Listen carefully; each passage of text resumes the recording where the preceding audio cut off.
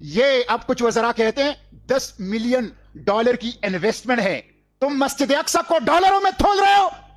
تم غزہ کے معصوموں کا خون ڈالروں میں تھول رہے ہو.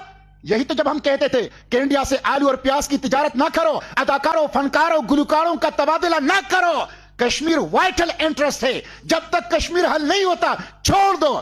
تو ہمیں دیوانے کہا جاتا تھا. آج وہی لاجک مسجد اقصی کے لیے لایا جا رہا ہے.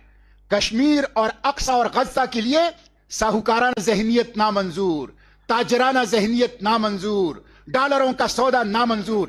لہٰذا میں اپنی بات ختم کرتے ہوئے حضرت مولانا فضل الرحمان صاحب سے اور جملہ علماء سے درخواست کرتا ہوں کہ پوری دنیا میں ابھی کل امریکہ کی مسلم تنظیموں نے, آپ لوگوں نے دیکھی ہوگی ویڈیو بڑی وائرل ہے, مسلم تنظیموں نے اتحاد سے امریکہ میں واشنگٹن میں کانگریس مینوں سے ملاقات کی ہے غزہ پر.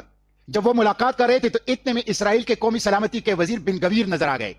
جب نظر آ گئے تو انہوں نے واشنگٹن میں قاتل قاتل کی, حکومت کی ایوانوں میں قاتل قاتل کی آوازیں اٹھائی اور فری فلسطین کی آوازیں اٹھائی.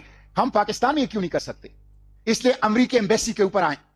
اسلام آباد میں پرامن دھرنا, پرامن, کوئی توڑ پھوڑ نہیں, کوئی تحریف نہیں, پرامن دھرنا.